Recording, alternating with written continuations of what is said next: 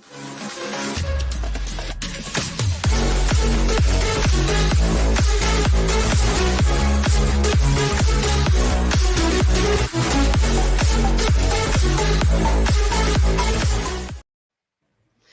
everyone, and welcome to the Always Arsenal show.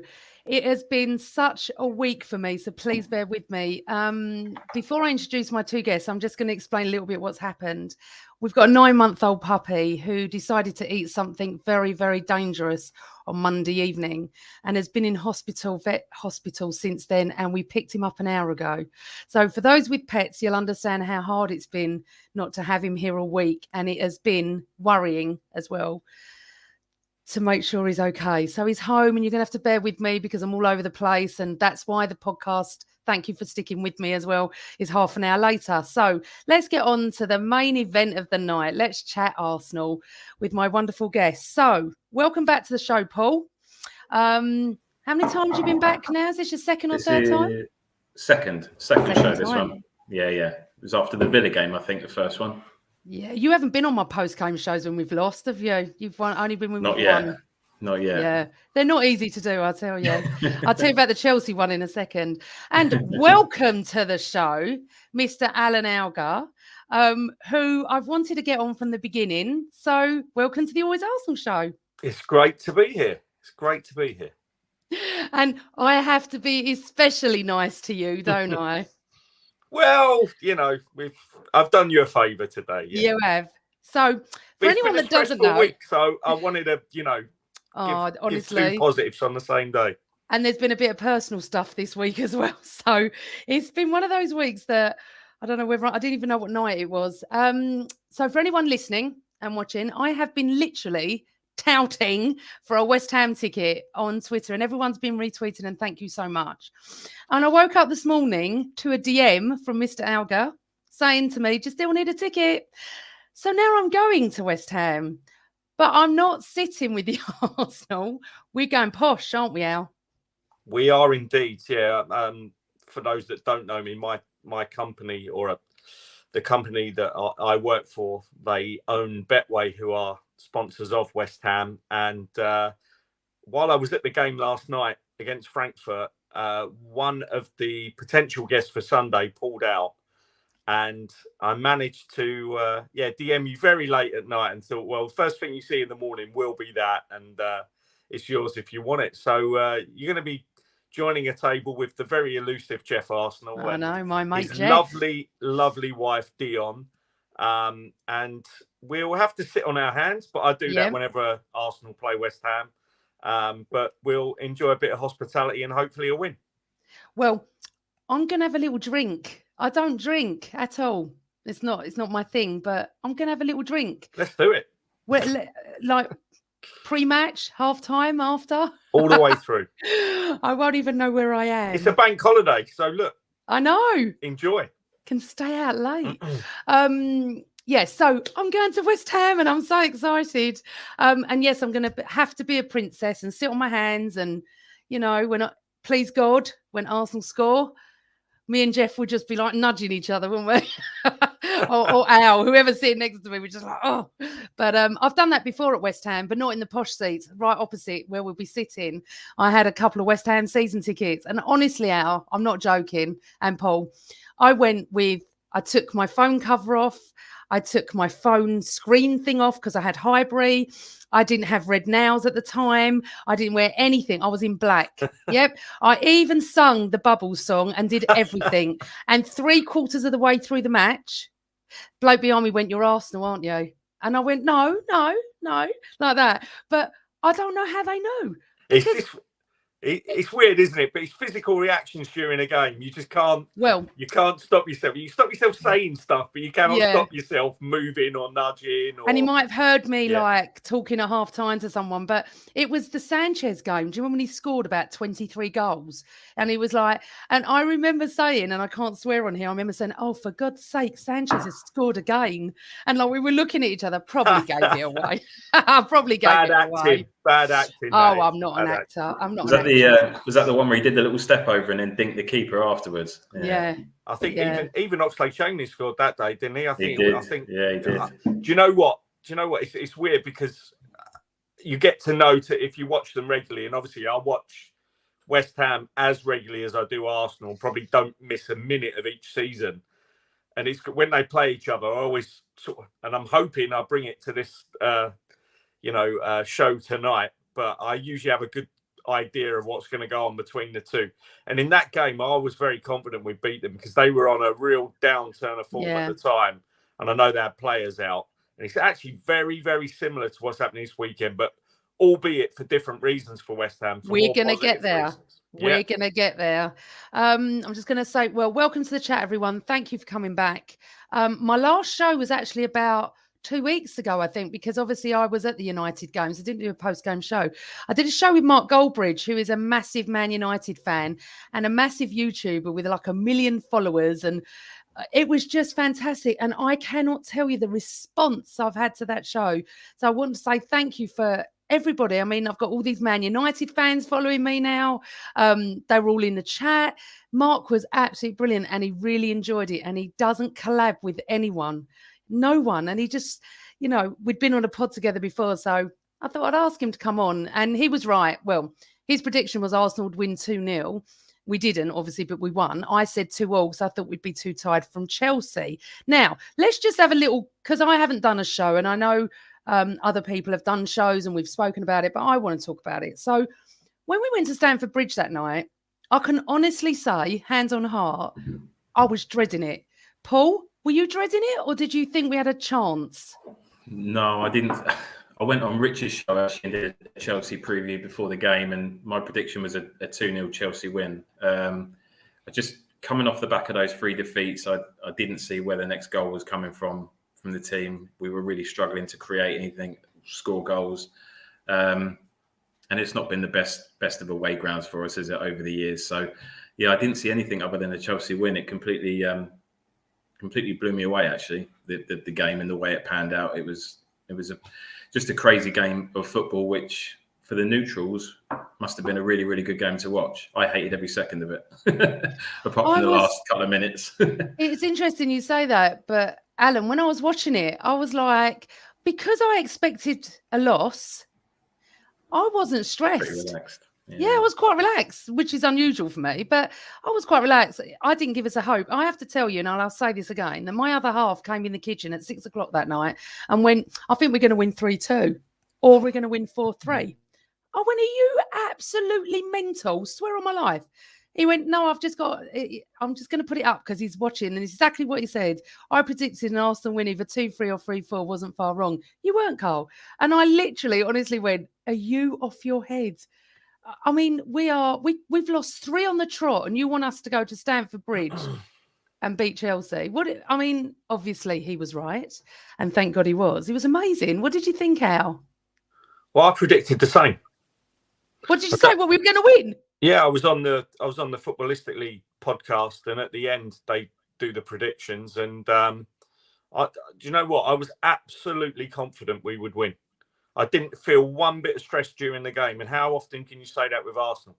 Yeah. Do you know the weirdest thing is? I thought to myself, right, my mode of thinking, they didn't even let me explain because we were running out of time on the other show, but Chelsea had obviously just had an exit from the Champions League where they really stretched themselves to obviously come back in that second leg. They then played at Wembley, which is a sapping occasion anyway, even though Palace didn't put up much of a fight. They're a physical team, as we found out when we went to Selhurst Park. Yeah. And I just thought that the mindset in that Chelsea squad was going to be the complete opposite of the mindset of the Arsenal players. And you said you were thinking, look, I'm so relaxed because I don't expect anything. I just wonder if the players are a little bit like that at the moment because they're young and because they are more about the flair than the grit. I think that they showed that grit out of nowhere and they managed to combine that with a flair, and that's why we won on the night.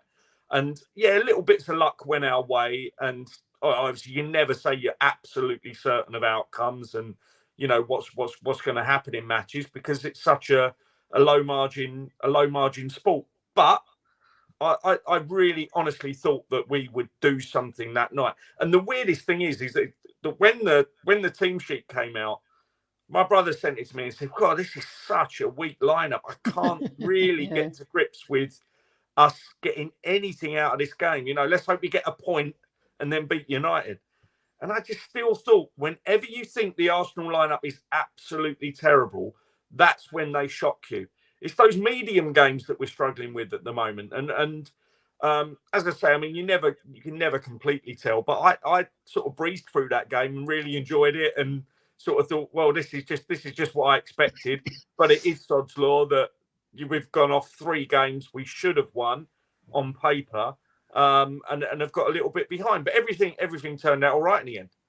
Well, it's interesting, isn't it? Because I did tweet that morning, it'd be so Arsenal to get something at the Bridge tonight. After 3 losses, Crystal Palace, I'm not surprised we lost. I thought that was the banana skin, but the other 2, oh my God, I was at the Brighton game, and so this is what I mean about it being so Arsenal. And unless you're of an age like me in your 50s, that you've not seen, 3 losses and go to Stamford Bridge and play like that is absolutely phenomenal. And then obviously we leave Stamford Bridge on a high, and we've got United. Then I do the pod with Mark, and I'm sitting there thinking, they're so poor, United. It is the worst United team I've ever seen, probably, and I can honestly say that. I watched them play Liverpool the night before us, and I was gobsmacked. It looked like a second division, I call it second division team. So, but then I thought, here we go. This is so Arsenal to do this. They'll make them look like peak Barcelona. It's 12:30. We're absolutely shattered because of coming out of. We gave everything at Chelsea. They gave everything. And then we're at the Emirates, and yes, it wasn't easy, and there were some incidents, but again, another 3 points, and it all turns around from the week before where, all the Mikel outs were back again, and, all the doom and gloom. And then the week later, football can turn, and again, it can turn this weekend as well. It can easily do it again. United got a point last night. It was Old Trafford, wasn't it? They got a point. And again, if we keep winning, we could get 3rd. I don't think Chelsea are that great at the moment. Paul, United, did you think it was a strange game? I thought both games were strange, Chelsea and Man United. I thought they were both a bit strange. Just one last comment on Chelsea. The one thing I did see that gave me a little bit of hope was that I think I sort of read a stat that we hadn't lost 4 games on the spin since 1995. So I thought, surely we got to break that. We can't we can't lose to Chelsea. And so that was the only bit that gave me a bit of light. But United was a very strange game. I think Alan was right. I think obviously a lot went for us in the Chelsea game, possibly even more so in the Man United game. Obviously the penalty miss, I think, was probably the key moment of the game, him missing that, because I think they looked pretty dangerous, to be fair, when they were going forward. We didn't look overly comfortable at the back, so the fact that we missed that and managed to get another goal was good. But winning those 2 games is huge, coming off the back of those 3 defeats. So it's put us in a decent position again. But you just don't know what Arsenal's going to turn up, do you? Really, at the moment, it's pretty much a hit and miss at the minute. So we just need to try and find a bit of consistency over the next 5 games. And I think we'll be all right. But West Ham's huge, regardless of their other issues and the games they've got going on. But yeah, United was a very funny game. I didn't enjoy that one either, to be fair, until the last kind of 5 minutes. But oh God, yeah. Do you know what? There's going to be a time where we can watch a game with 4-0 up and actually enjoy it. Yeah. Actually enjoy it. I don't remember doing that since 2004. So we move forward. We have got West Ham on Sunday. Paul, would you mind just turning your TV off, darling? Because it's reflective in the screen. Thank you, sweetheart. Right. Alan, you're our West Ham man, actually, aren't you? Because you're there a lot. Now, I really wanted them to win last night, and I do want them to go through. Absolutely do. But if you look on paper at their squad for Sunday, we should, and I hate to even say this, we should win. Okay? They must be knackered. They must be thinking of Thursday coming up. So tell What was it like last night, first of all, to be there? It looked amazing. It was quite amazing leading up to the game, because I don't know if you saw the Frankfurt fans. You remember when Cologne came to our place a few years ago, and it was their first European game in a long while, and we were warned that, you know, many more fans than actually the away end could take would come and try and get in. Yeah. I was there when the gates opened that particular night for the Cologne game, because I was in a box and I was overlooking the away end. And what they were doing is they were coming in the home end and they were running and jumping the barriers to get into the away end. I don't think anyone captured that, because it almost happened sort of immediately as the gates opened. And that's when the police realised they had a problem and there was a delayed kickoff, everything else. But the authorities were well on top of the Frankfurt fans travelling in much larger numbers than the actual 4,000 or so that actually had tickets. So they were all kettled into the away section. You had to show a ticket to get onto what they call the Olympic Island, where the canals are, where the stadium is. So that helped a little bit as well. And obviously, you know, being in hospitality does help, as you'll find out on Sunday, because you can avoid the crowds. So the atmosphere pre-game was absolutely electric, and that they contributed to that. But the thing for West Ham was that got killed within 50 seconds, because they conceded that really, really early goal, which for a David Moyes team, Such a shame. Yeah, I mean, a team that have prided themselves on organisation, defensive discipline, they were just caught out in the left back and left wing back positions, and got caught by that goal on 50 seconds.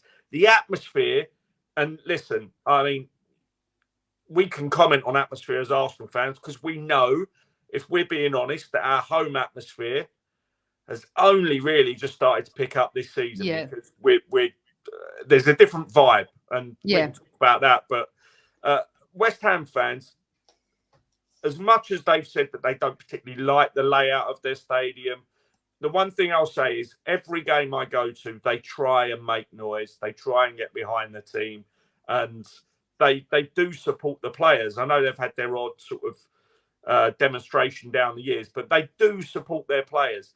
But that really killed it last night, and it didn't make the level of support the way that you would normally expect it to be at the London Stadium. The Seville game was incredible. Seville were beaten by the crowd as well that night. I thought it was quite good, Al, because Tony was on well on TV. That's great, but everyone in the stadium around us thought it was just a little bit. It got sapped from how maybe it was just amazing before kickoff, and then just came down a level or two. But the Frankfurt fans contributed to that as well. And look, West Ham had a patched up squad. Nobody expected Zuma to be fit this season. I mean, let alone for any of the competitive games they had coming up. They really didn't think he'd be back.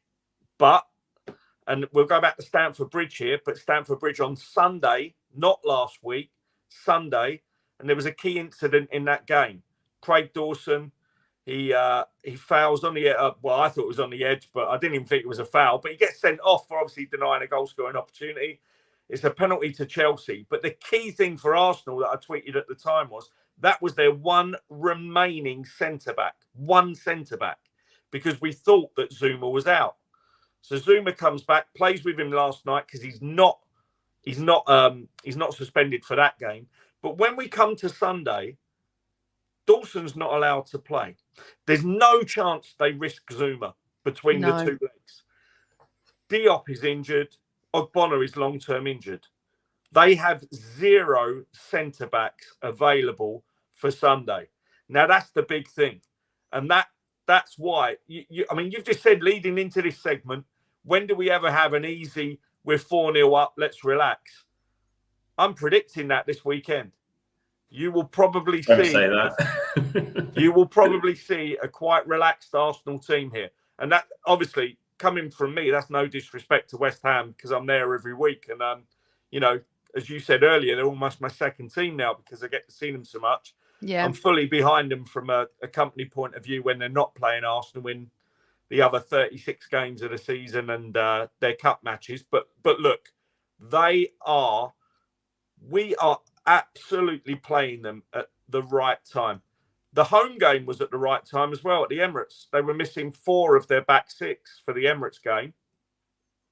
So look, it's played into our hands. We'll take advantage. And I genuinely think you'll see the 2 under-23 centre-backs that played in their final Europa game. And they're good players. Look, they're second in that Premier League too. They're doing really, really well this season.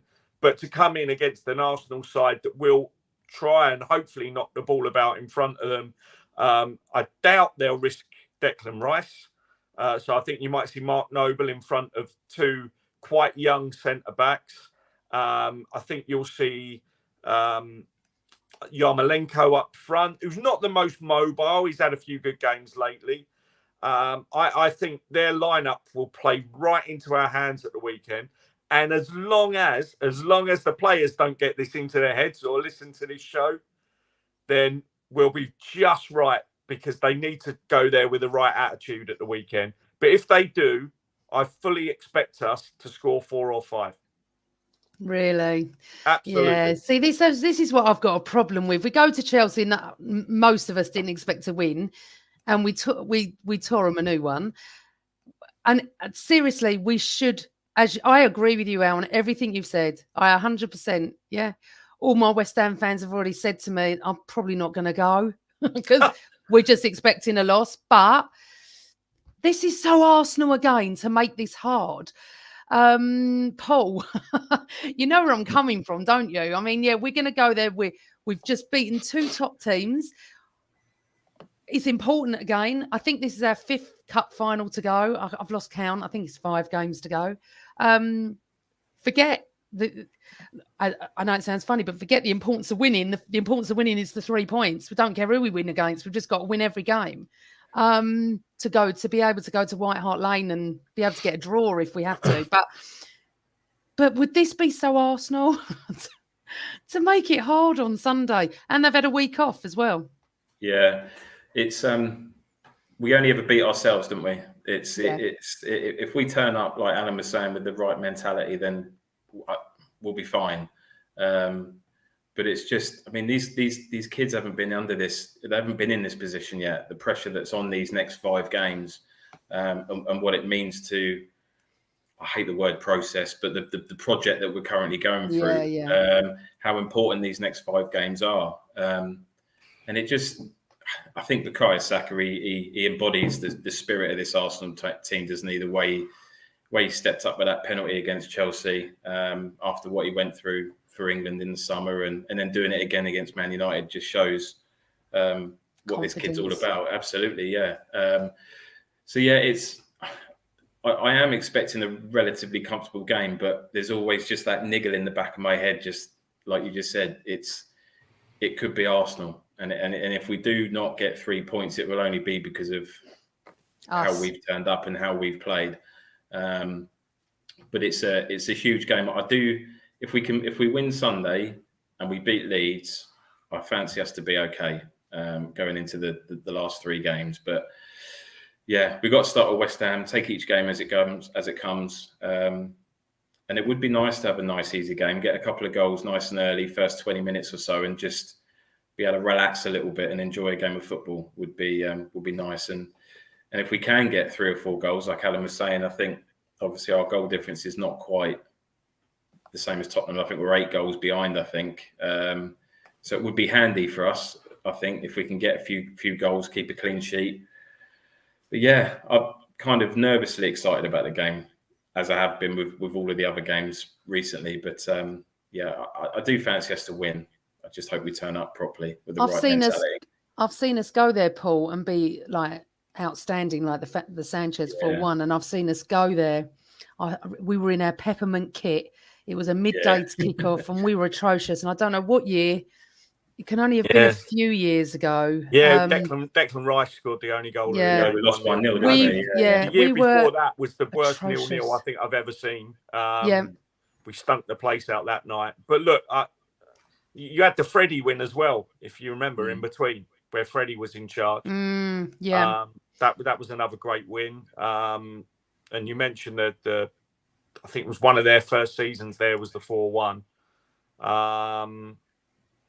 You know what? I just think that it's ripe for another game like that. Yeah, and you got to fancy it, haven't you, Al? They won't mind me saying that, and they really won't, because look, they're if they can say to themselves everything has to go into next Thursday's game, then I'm pretty sure that will be the mentality of Moyes when he picks the team.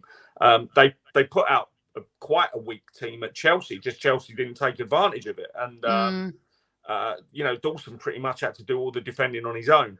With Zuma back last night, he went down twice in the last 10 minutes. If they brought him back on injections and sort of a late fitness test, there's no way they're going to ask him to play 3 in 7. And the 2 more important games are the Frankfurt home and away. So give him 6 days rest. Dawson can't play. As I said, I really do think we might be facing 2 under-23 centre-backs who are very good, but with Noble in front of them, it's time to take advantage. Absolutely. So let's talk about, and people in the chat, throw Paul and Alan some questions, and I'll put them up, and they'll answer them for you. But let's just talk about who you'd have up front, Paul. On Sunday, as Alan said, no centre-backs, inexperienced centre-backs are going to be playing. We need to take advantage, and we need to get our goal difference up. But obviously the main point is we just need to win. It doesn't matter if it's 1-0, we've got to win. Who would you put up front? Would you bring Martinelli back or stick with Eddie? Well, first of all, it depends how Saka is. Obviously, he came off against United. I know he trained today, and Mikel's saying that he seems to be okay. If he's fit enough to start the game, then I would leave it as it was. I'd play Smith Rowe, Saka, and I'd actually stick with Nketiah down the middle, which a few weeks would never in a million years dream of myself saying that. But I think the last 3 games he's been a real nuisance down the middle, and his work rate got him the first goal against Chelsea, closing the ball down. And I think he does that. Frustrates me a little bit because he does tend to give away a lot of fouls doing that. But if you get that 1 in 10 that goes for you and you nick the ball, then you can get something from it. But I think for me, I'd leave it as it is, and maybe give Gabby. It was interesting what he did against United, because he brought Gabby on through the middle, didn't he? With 20 minutes to go, or whatever it was. But he didn't do a great deal, Gabby. I don't know whether that was the instructions that Mikel had passed, just to kind of sit in front of the midfield and just protect us. But he didn't do enough for me to justify going down the middle, certainly. So I would leave it as it is. I'd keep with Smith Rowe, Saka, and I'd keep with Eddie down the middle. Al, would you, or would you change it?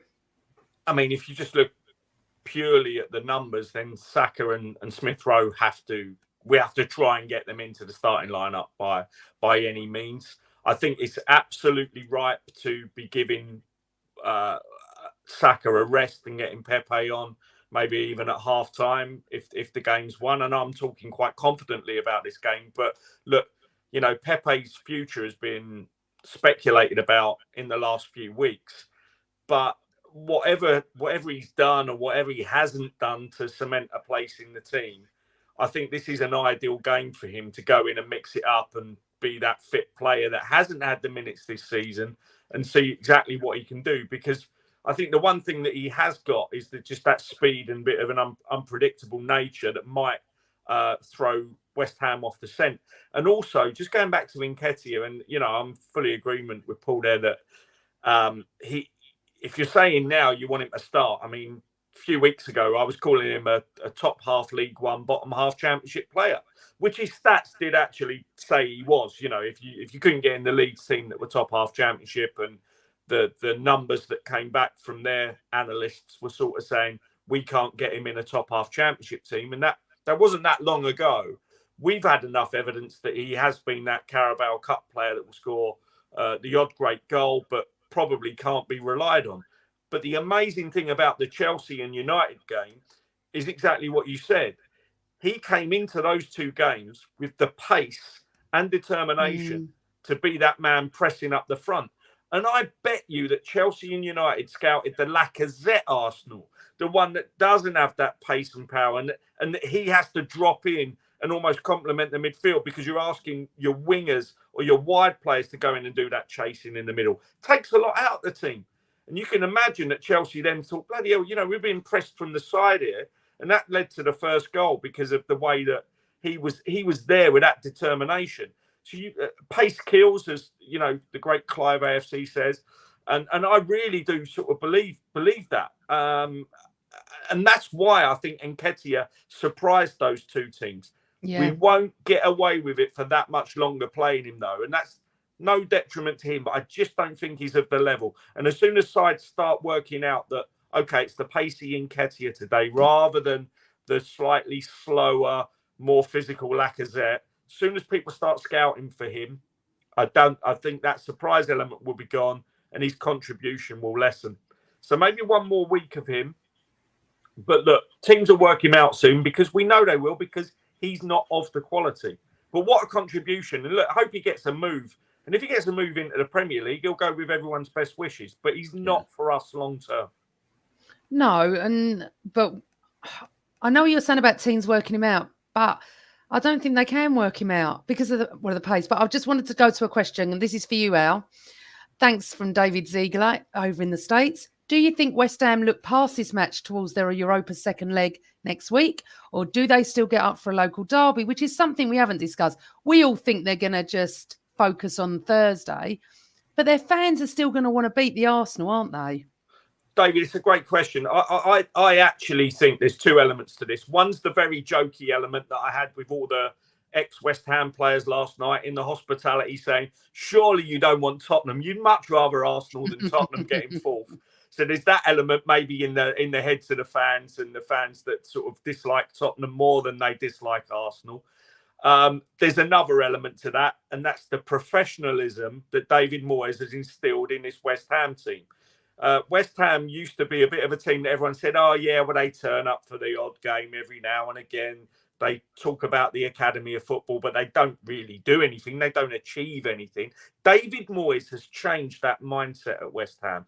And because of that, that might be the thing that gets their players up for it, even if they are players that are not used to playing in the first team squad. So I totally get that. I get that point. I just think we'll have a little bit more quality on the day. And as you say, when their minds start thinking towards, 5 days' time, a trip to Germany, and something huge that club can achieve in terms of getting into that final, maybe winning that final, the prize that comes with it that we're aiming for, which is Champions League football next season, that will be further up David Moyes' mind when he's picking the side than anything else. And also, no one's going to stick their foot in and risk getting injured, are they? They're just not going to do it.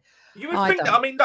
I mean, Mark Noble is an absolute pro and a great guy away from football as well, and he does still drive that team as a captain, even though he doesn't get the minutes these days.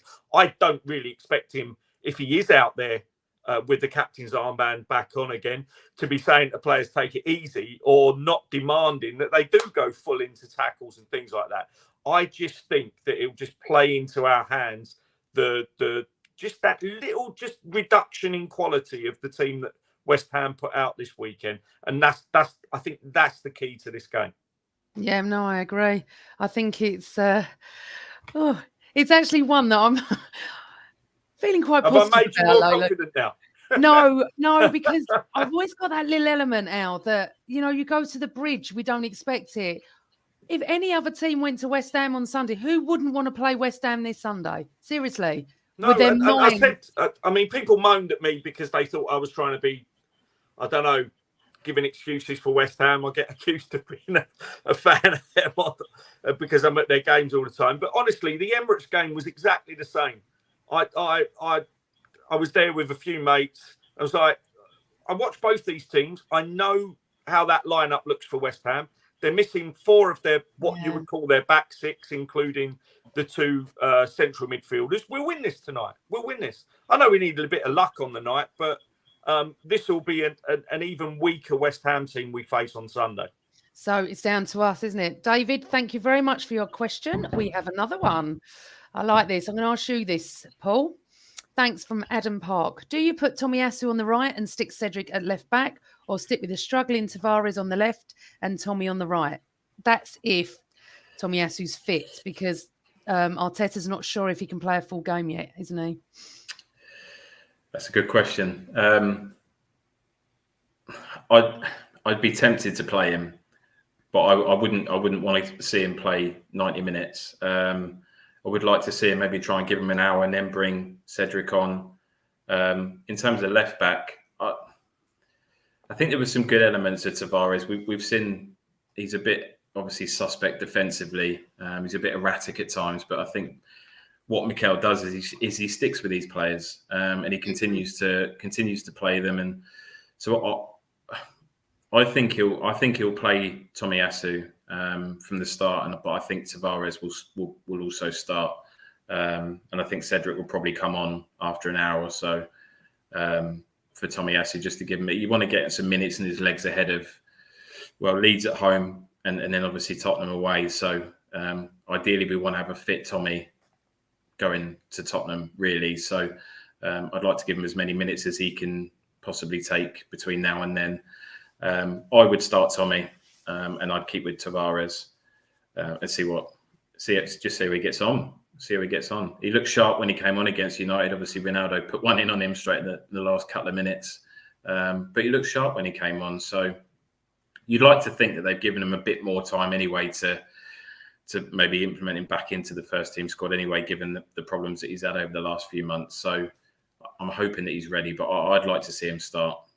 But it all depends on how we start this game.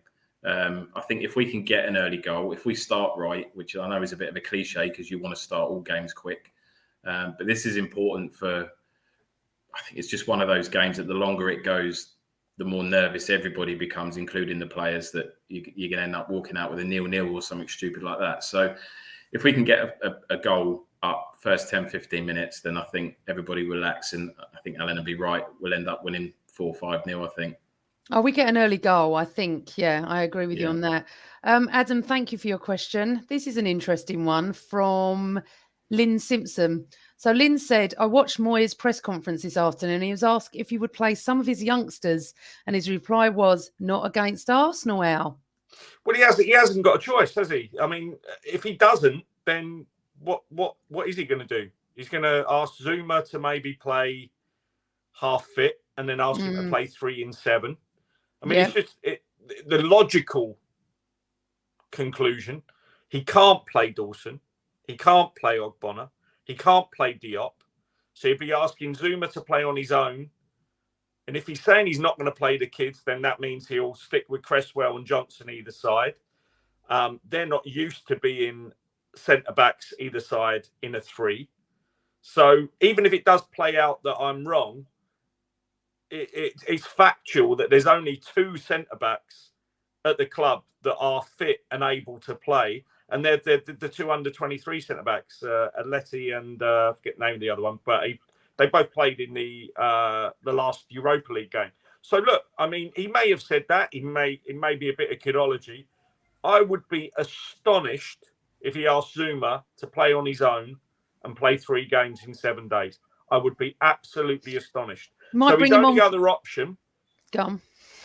Declan Rice is a half decent. Well, actually, he's a more than half decent centre back whenever he's been asked to do the job. But would you risk your best player out of position either side of 2 semi-finals? Yeah. So there's I was just about to ask you that, Alan. Actually, whether we might think to play in there. Yeah, he can. Look, Paul, I've seen him there before, and he looks completely at home. Yeah. But again, that will take him out of a midfield that I don't even think he's going to be in anyway. So look, whichever way you slice or dice it, they factually haven't got the players to fill an 11 without it being significantly weaker than we would usually face. So I didn't see that Moyes press conference today. I was fully confident they'd only play the 2 kids at centre-back. If he's hinting that he's going to play Zuma there on his own, who went down twice in the final 10 minutes against Frankfurt, who, if we're to be believed, had a late fitness test. If he's going to ask him to play 3 in 7, that could just as well be a positive for us. But no, I think that's a baffling comment from Moyes. But there you go. Look, he's going to respect us. He might be respecting the league by saying, I'm not going to completely weaken the team. And when I said youngsters, I only meant the 2 centre-backs. Obviously, Yarmolenko's not a youngster. Noble's not a youngster. But they're not the players that are... They're not the players that took West Ham to where they are now in terms of Europa League semi-finalists. Still good players, but it's a weaker West Ham team we'll be facing. Thank you, Lynn, for your contribution to the show. Okay, so let's see what else we've got here. Robert Stevens. Hi, Rob. I'd bring him on for the last 30 minutes. Tomiyasu and play Ben White on the right, Holding and Gabriel in the centre, and Cedric on the left, and play a false 9 up front. Oh, Paul, what do you think about that? First of all, I don't like shuffling around the back four unless you really have to. I don't think it's ever a good idea. I mean, especially not with the partnership that Gabriel and Ben White have built up this season. I think wherever we can, I think you're better off having two really strong centre-backs that play with each other well. And kind of if you have to fit square pegs in round holes, you do it either side of them. I don't think it's a good idea to start messing about with centre-backs. Ben White can do a job at right back. I don't think the couple of times that I've seen him there, I don't think he's that comfortable there. He gets forward very well, but he seems to get out of position a little bit for me playing right back. So, listen, worst case, if Tommy's not 100% to start the game, and you give him a few more minutes at the end of the game, like Robert says, and you bring him on for the last half an hour, then you've got to play Cedric for me. I wouldn't take Gabriel and Ben White apart.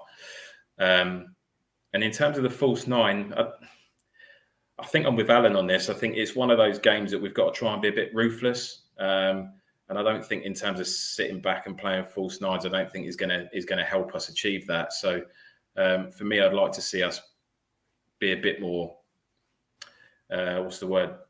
Yeah, ruthless, really, going forward and just go on, Alan.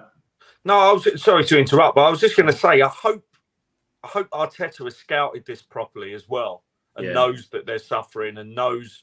You would hope so, because the analytics are really good these days, and you would really hope that the message has got through that. I mean, obviously everyone at Arsenal will know that they're either side of a semi-final, but just in terms of the personnel that they can rely on here and who should be got at, who should be attacked, who we should match up against, and who we should really try and, as you said, Paul, be ruthless up against. You know, it's not our fault that West Ham might have other things on their mind. So you got to go for it. You know, you've really got to go for it. I wonder about, just going back to Tomiyasu, you said it, Paul. Again, it's all to do with the analytics and the fitness analytics on this one. I wonder if Arteta said to the fitness team, said, look, Tomiyasu is vitally important for Tottenham, as you said, as in that's the big game. I want you to give me a plan that has him firing all cylinders, first whistle of that game. And they might have said, yeah, well, okay, it's 15 against United, it's 30 against West Ham, it's a half against Leeds, and we'll have him spot on for there. Because that's the kind of thing we would do. I think that's a clever thing to do as well. Yeah. Okay. I think as well on that false 9, I think we've got two centre forwards that are both out of contract at the end of the season, right? Whether or not Eddie wants to stay at Arsenal or not, I get the impression he wants to stay, but I fully agree with Alan that he's just not at the level that we need to take that next step. So you've got Lacazette and you've got Nketiah that are both playing for either a contract at Arsenal or a contract elsewhere. So you would like to think whichever one he picks, which I think he probably will stick with Eddie for this game, but you'd like to think either one of those have got a bit of a point to prove, and they need to put themselves in the shop window, especially Eddie, because like Alan said, otherwise he's going to end up in the Championship. He's got 5 games to prove, isn't he? Yeah, to prove that he's Premier League level. If he's picked, so you'd like to think if he gets a goal or two against West Ham, he probably stays in the team for Leeds. You know, if he gets a goal there, how can you drop him for that moving forward? But it's I mean, they're both playing for their futures at Arsenal or somewhere else. So you'd like to think that both of them are gonna do what they need to put themselves in the shop window. I mean, Lacazette's saying he's going to attract a Champions League club. I mean, well, good luck with that. Good luck with that. Good luck with that. Yeah. Well, we're going to talk about someone in a second who did attract a Champions League club, because we're going to come off West Ham in a second, but I'm just going to ask a couple more questions. Let's have a look. Right. Rob again. See, I do think Pepe could play a false nine, and we could play Saka with Smith Rowe and Odegaard. Either of you fancy that?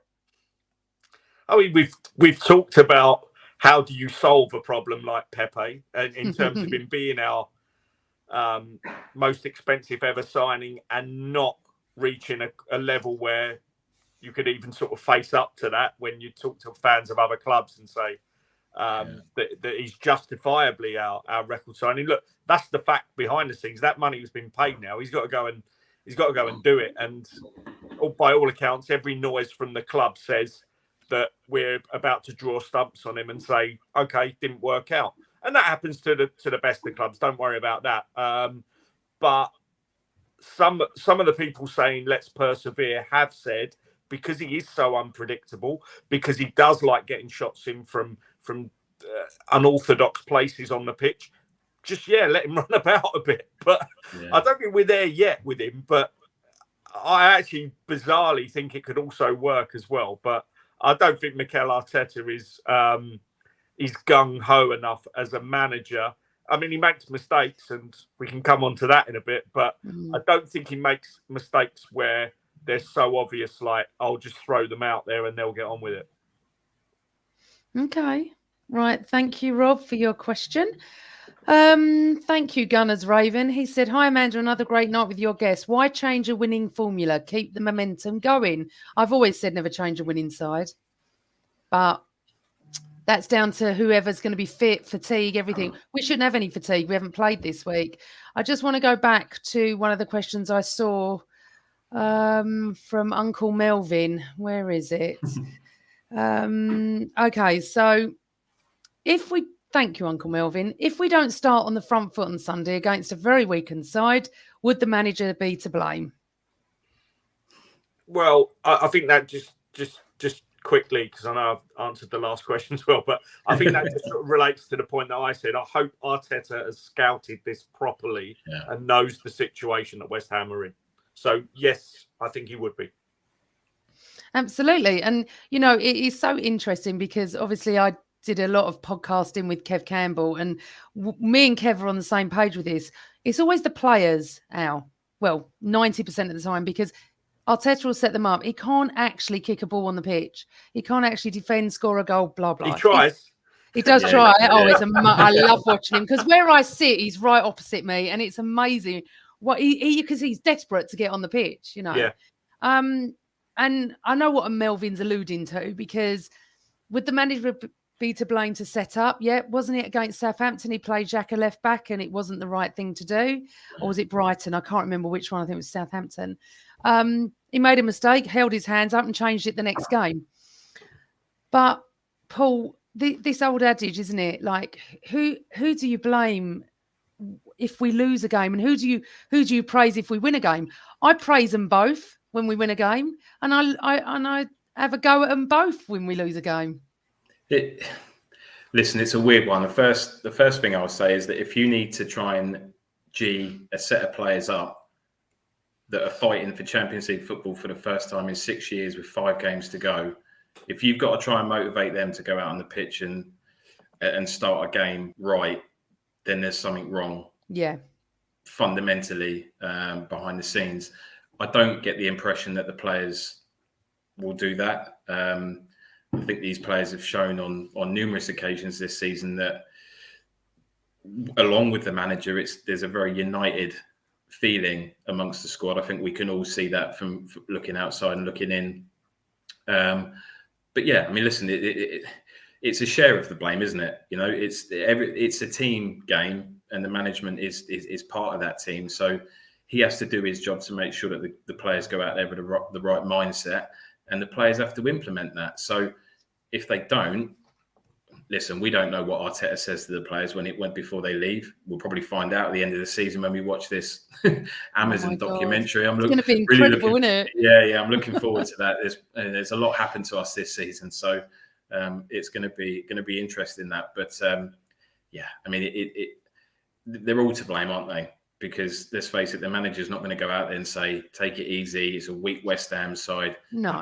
And all of this talk about playing front nines and false nines, sorry, just go for the throat. That's what we got to do now between now and the end of the season. And if we can't do that against a team that, as Alan says, will likely have inexperienced centre backs, why would you play a false nine against that?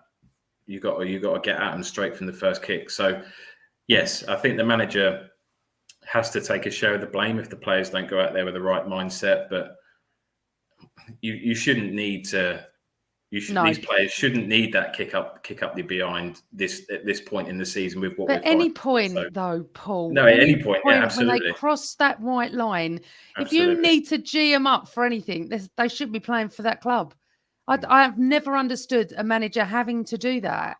No. You know, and as I said, being with Kev a lot, I used to say to him, you didn't need to G me up every time I went on the pitch, and that's what you expect.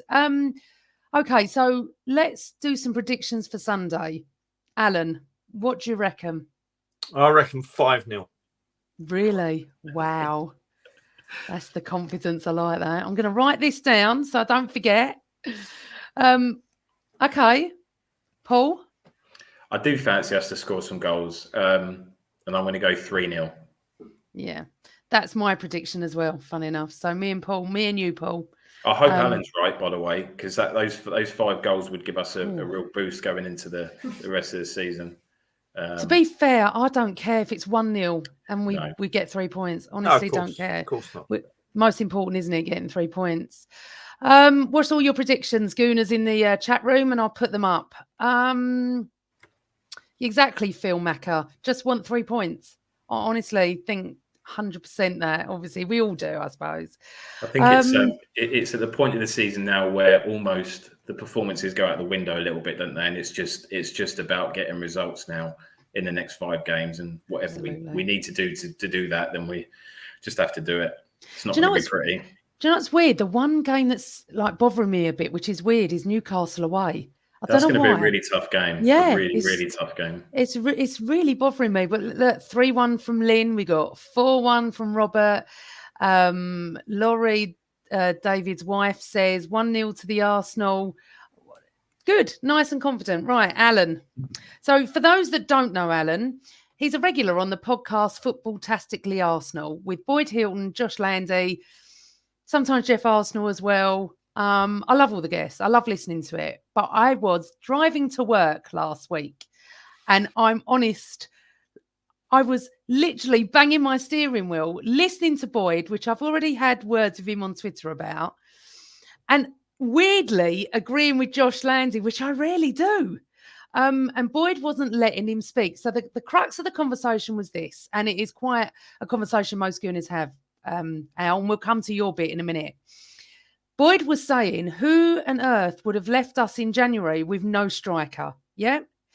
And Josh was saying, but it would have been a moot point if we get 4th, because that was the aim. Well, it wasn't the aim. The aim was to get into Europa League, but it would be a moot point, blah, blah, blah. But then it wasn't, because we'd lost a few games as well. And obviously this was recorded in between. And I'm sitting there and he's going, well, Aubameyang has not played well for us, Alan, for months. Right. And I'm surprised at Boyd, because normally I'm always agreeing with Boyd. Yeah, but you didn't need to sell Aubameyang. Yes, we did. We did need to sell Aubameyang. He needed to go for his own sake, and we needed to go for our own sake. Mutual decision. Goodbye. Good luck at your club now. Yes, it isn't easy being left with a thin squad. I get that. But the point is, Boyd was saying that if Aubameyang was here now, we wouldn't be in this position. I'm sorry. He didn't play well for a year, Al. So all this, honestly, I was driving to work, and then you came on, and then you were saying about the matches in December. And you were saying that Arsenal fans were getting excited. We shouldn't have got excited because we were playing poor teams with thin squads. Yeah. Now I understand that, but we still had to beat them. And as you can see, we couldn't beat Southampton or Brighton either. Then again, Brighton did beat Spurs. So really, they rule North London at the moment. And thank you, Brian, for that. Alan, I sort of got what you were saying. I understood, but I thought it was quite negative. I mean, I try and be balanced and realistic whenever I'm on these things, and I know I've been overly positive about the weekend prediction, but I've given a factual reason why I'm being positive. And same as if I'm being negative or given a point that might be seen as being negative, I'll give factual reasons behind that as well. And look, for me, in December, the fixtures fell right for us. There's no two ways about it. We played Southampton without both of their holding midfielders. They based their game on that. I saw them play at Tottenham 2 weeks later when they were back, and they dominated that middle of the park and they won the game. West Ham, I've already spoken about that home game that we played. Yes, we won 2-0 on the night. I know there was a bit of argument over the penalty and sending off, but look, you're right. We do have to beat what's in front of us. The Leeds game, I mean, we're in the realms of having a game called off if it was any other reason other than the injuries they had. If it had been a COVID reason, they'd have had that called off. And then Norwich were threadbare for that 5-0 as well. Now, look, what I'm saying and what I was saying at the time on the Footballistically show is that you cannot base your opinion on those 4 games unless you take into account a reason why. If we'd have beaten 4 full strength versions of those teams, then I'd have joined everyone in saying, you know what, that is an impressive run. But if there's a reason behind an impressive run or a reason behind a disastrous run, let's flip it a bit. Start of the season, what would you have said about our first 3 games that went 2-0 Brentford, what was it, 2-0 Chelsea, 2-0 Chelsea and 5 at City? Yeah. We all know why that was. The media were attacking us. The Arsenal fans, for once, were a unified bunch that said, we know why this is.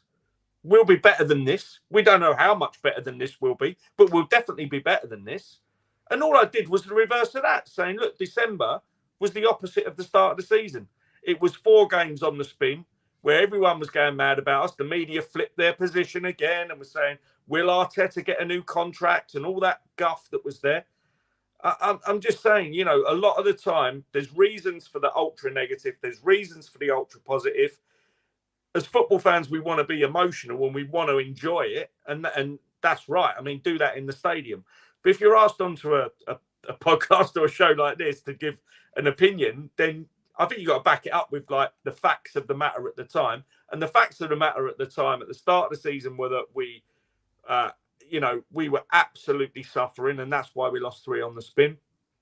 And I think in December it was just a flip of that. And I mean, look, I cheered on those wins as much as I did the wins against Chelsea and United. It's just that I think there were better reasons for those. And to me, the weirdest thing about that was the best match of that run was obviously the City 60 minutes, which was the loss that got us into the January where everyone said everything was falling apart. And I think there's 1 or 2 games in there that I didn't quite see a reason for, but they were low margin losses. So you just got to take that on the chin as well. No, I understand what you're saying. And I wasn't really annoyed with you. It was Boyd. I was getting fuming.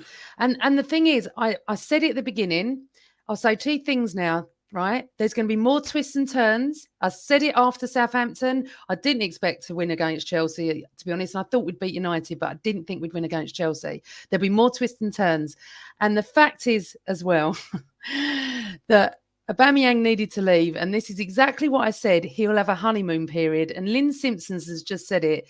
Barcelona are now having the same problems as we had with him. Oh, now, yeah, completely. And this is why I was shocked at Boyd, because normally I sit there and I'm nodding with Boyd and it's Josh, I go like that.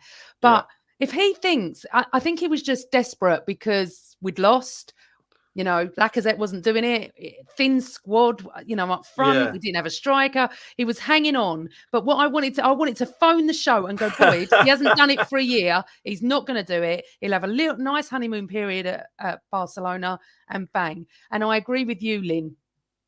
Boyd's answer came in 2 parts, and I agreed with part 1, which was, why would you reduce your striking options? But part 2 cancelled that out, didn't it? Because he was saying, oh, well, Auba would have stayed and he would have changed his form or would have done. He wasn't. He was in a mindset where he just didn't want to be playing or performing for the manager for any reason that will eventually maybe come out or not. But it was more about his attitude to the way he was playing, not the quality that we've obviously seen in him. And that's the massive difference. You can have the best player in the world, but if they are down in tools or not playing to the best of their ability, then you make the decision to get rid. And you can't play out the future in Boyd's world where he suddenly puts a smile on his face, goes out there and performs for us, because that weren't going to happen. No, and I was getting annoyed. I do love that. Goonies, you should go and watch Football-tastically Arsenal. Footballistically. Why am I saying? Oh, I thought it was Football-tastically. It's Footballistically. No, it was an Arsene Wenger quote from many, many years ago. He said something like, well, if you look at this footballistically, and obviously it's not a word, but it is a great word if you think about it. So I had to tweet Boyd in my lunch hour and tell him how I felt, because normally I'm like with Boyd, it gets boring. I'm like nodding at everything he says. Yeah. That's how I agree. But the last point on Aubameyang, and I really agree with this, John Gooner. Oba took liberties out of the club. He had to go. Some fans need to get over it. We move on. I wish him well. Don't wish him any badness. But it's all about Arsenal. It's all about Arsenal. So, right. God almighty, it's been an hour already. I don't know where the time's gone. Let's get your predictions on top 4. Paul, do you think we're going to do it as of now? Don't go through all the other games. Do you feel in your heart? Or is this too hard? Yes. But it's going to be so tight, and it's going to be by 1-2 points max. I think we'll still lose games between now and the end of the season, but I think Spurs will as well. I think I'm with you, actually, Amanda. I think that Newcastle game, I really don't want to have to go into that having to get 3 points, because I think that's going to be a really tough game. But I'm not going to go through each game. Yes is my answer. Yes, just very close. Tight. It wouldn't have been over a week ago, though, would it? When we lost to Southampton, No. That's what I'm saying about the twists and turns. Yeah. And in a week's time, we could be 5th or 6th, wherever, and we've lost the game, and it was chaos. Al, do you think we're going to do it? Yes, do you think we're going to hit 4th? Yeah, we will. I think we will. I'm confident we will. The odds say we will. I mean, you're right in saying that the odds a few weeks ago said, well, it would be Tottenham odds on. We've gone back to odds on. The closer it gets to the end of the season and we stay odds on, that'll do me. But I think we had a discussion about the ridiculous fan reaction on Arteta out, which is, I think it is genuinely just people just shouting on Twitter that I always say match-going fans in this situation. I don't really mean that, because I think we have a lot of foreign fans that can't get to matches that are just as passionate and just as switched on and know how to be a fan and how to be supportive. But we do have an element on Twitter that just want to say Arteta out. Sometimes they're not even fans of Arsenal. So I ignore that noise. I always ignore that noise. But these are the same people that looked at Tottenham's fixture list and said, I can't see them losing another game. I mean, you wouldn't even look at Man City's fixture list and say, I can't see them losing another game. It's an absurd thing, absolutely absurd thing to do. But people were doing it with Tottenham's fixtures 3 weeks ago, saying, look how easy it is. Look how easy it is. It's never easy. We might get away with an easy one at the weekend, but no way. There are more twists and turns. Stop saying this, Al. You're making me ill with this this Sunday. By 2 or 3 points. I'm just going to have to sort of have a word with you on Sunday before we go and sit in our seats. Honestly, I really am. Carl Stark says, win Sunday, beat Leeds, and we're in sniffing distance. I think most people have changed their minds again. I think they think top 4. I'm not even saying a word. So we've done the predictions on that. It's West Ham next. It's going to be a good game. I'm very excited that I'm able to go. So thank you for that. Don't know. Top 4. I don't even want to think about it. Yes, Carl, he loves saying this. Spurs haven't a shot on target for 2 matches. 4th is ours, trust me. Right. The one good thing I will say is that obviously the result against United and obviously them dropping more points against Chelsea, it's at least now it's a 2-horse race. It's the second horse is not the horse you really want to be going against in fear of not making it. Yeah. But at least we've put United well and truly out of the question now, and it's a straight fight now, isn't it, between us and them. So we just have to see who can hold it. But West Ham's huge, I think, leading into the 4 games after that. So Leicester are going to Tottenham on Sunday. Is that right? Oh, do you know what? Yep. I hate. So we're going to be Sundays. So will they play before us? Obviously, they'll play 2 o'clock. Yeah, right. So again, for the first time against United, all the pressure was off us. We played at 12:30. We've won. Great. Enjoy the weekend. The pressure's on everybody else. But now, if Leicester goes to Tottenham, now Leicester are in the same competition as West Ham, aren't they? They're in the conference, the one below conference that. one, the one below. But they God. have been picking sort of half and half teams for that. But obviously, with opposition being Roma and the chance to get to a final, they did mix it up and went stronger. And you maybe, considering their league position, would say that they'll go stronger again next Thursday and look at this as a weaker team that West Ham would. But the thing with Leicester is they'll have more options than West Ham to fill that with slightly better players. And I think Tottenham, in a weird way, are beating themselves at the moment. Carl says about the no shot on target for 2 matches. You won't beat anyone with that. You won't. Yeah. You have to have shots to win games.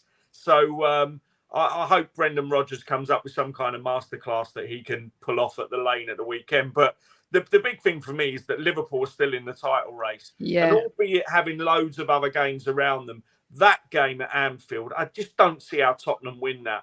I don't see. Everyone says they play better against the big teams. They got lucky against City twice. To be fair to them, one of those games was a great performance. But look, the Liverpool game for them is the key. And then coming out of that, when they play us, I think we can go there and try and stifle that game and nick a draw. It's not been our style, but I think Mikel Arteta will be looking at that game to say, okay, let's get our full defence back. We know that we can be solid at the back. And I just think, Tottenham with that lack of firepower, albeit with, we know that they've got good players up front, but that lack of firepower in creating chances in recent weeks, we'll have a plan for that. And that's the key little week for me in between. It's interesting, isn't it? We've known for quite a few months it was going to come down to the game at Tottenham. We knew they wouldn't play it in April. We knew they're going to do it for TV. Big night, isn't it? I mean, the race for 4th, it will be. You've got, Liverpool and City. It'll be the Championship. At least it's interesting this year. Nothing settled. I still can't call it on Liverpool City. I've said from the beginning, Liverpool. God, City have got a draw at 1. And to be fair, I can't see Liverpool losing. Tottenham do quite well up there sometimes. So the most I could see there would be a draw. But I've told all my Scouse mates, if they do not beat them, never to speak to me again. This is it. This is your one job. I don't care. And go on with the quadruple for all I care, but you have to beat Spurs. So, Paul, who do you think is going to win the title? It's interesting, actually. I haven't asked any of my guests this. I'm not a massive fan of Liverpool. I've got not many Gooners are, funny enough. No, but I think they're going to nick it. I do. I think they'll obliterate Spurs. I think that could end up being 3-4-0. Fingers crossed.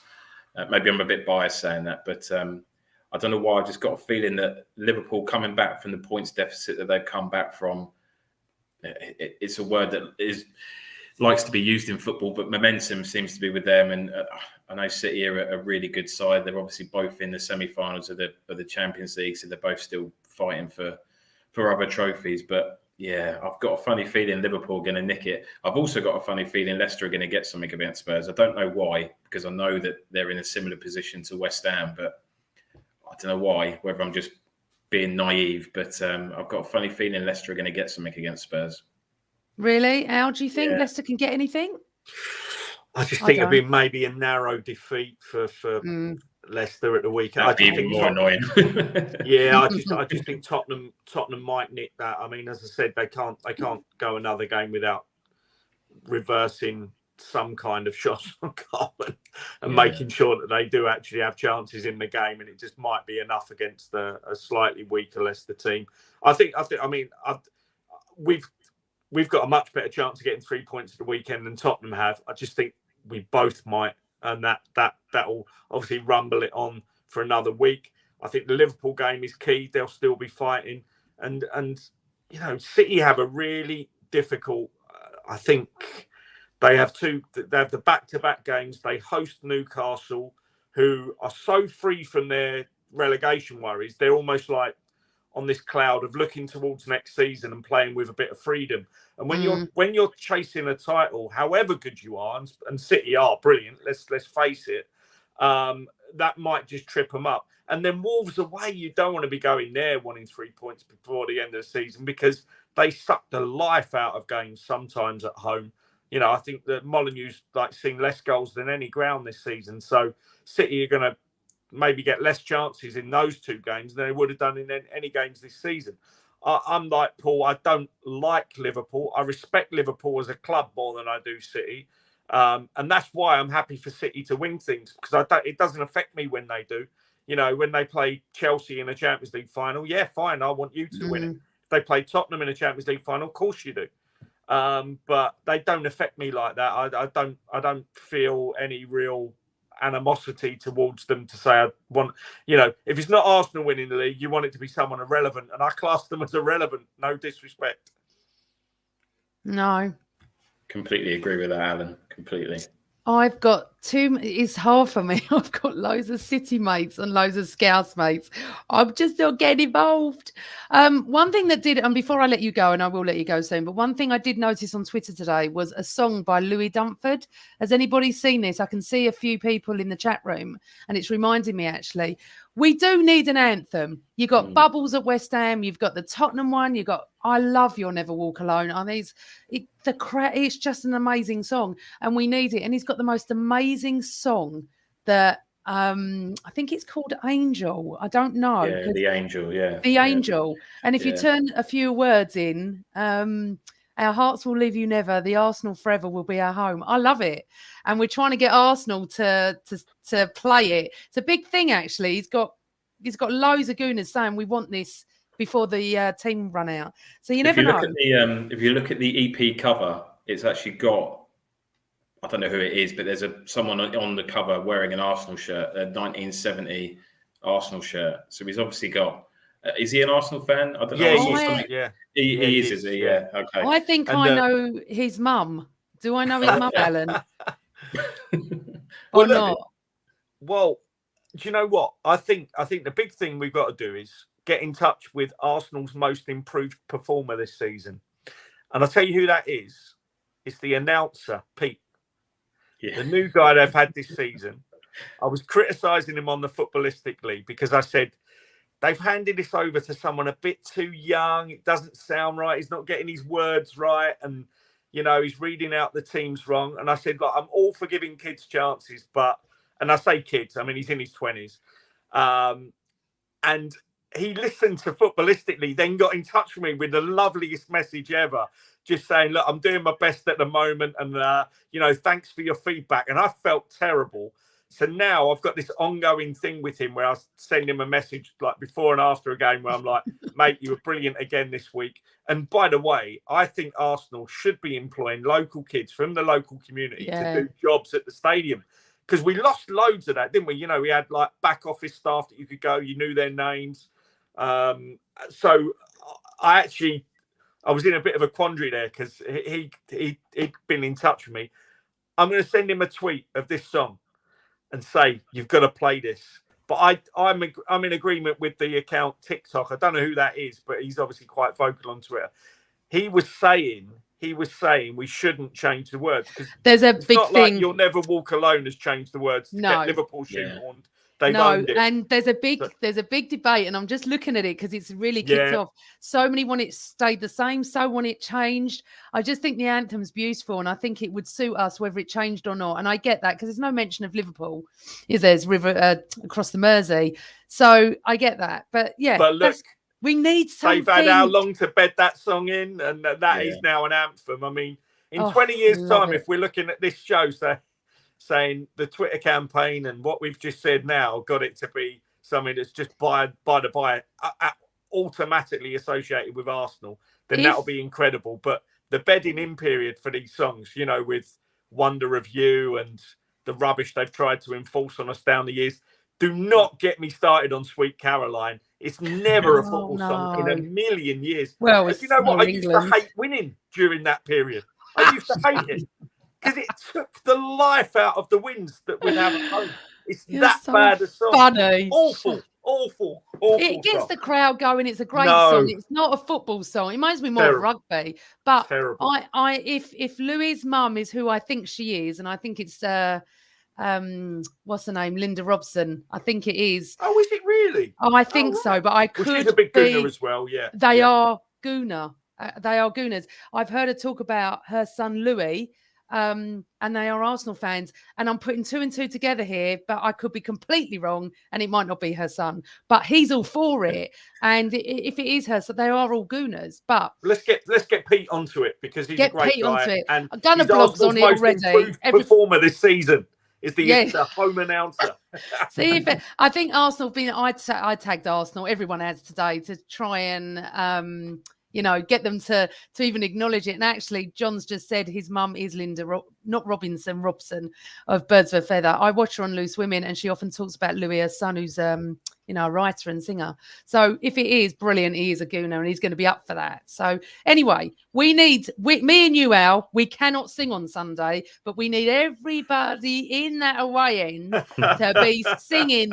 I love the Saka song. I love the Mikel song. We got to go for it, gooners. We really have. What a brilliant show. I'm sorry I've kept you so long, boys. I said it'd be about an hour, but honestly, it's been fantastic, and we could talk all night. Alan, finally, you made your debut on the Always Arsenal show. You are definitely coming back. You're now my favourite until Sunday evening anyway. You can do no wrong. Pleasure. No wrong. Absolute pleasure. Look forward to seeing you on Sunday. And we can have a picture, but not Jeff Arsenal. We are He's not elusive. allowed. He can take it. He's elusive. So we're going to be with the Prawn Sandwich Brigade. We're going to be, gritting our teeth every time Please God a goal goes in. Thank you for joining me, Al. I'll see you on Sunday. Paul, as always, thank you so much for joining us. Everybody in the chat room, you've been brilliant. Thank you for your questions and stuff. I'm not sure when I'm going to be back. I think Arsenal leads. I might come back and do a post-game show when I'm back. If not, I'm definitely going post-game against Newcastle. Win, lose or draw, we'll always be there. Thank you for your lovely comments. Thanks, Rob. Fantastic podcast. Fantastic guest. 3 points for the Arsenal on Sunday at the London Stadium. That's all we ask. Good night, everyone. Have a wonderful weekend. Cheers, Enjoy Amanda. your Monday off. And here we go. Cheers, guys. Always Arsenal.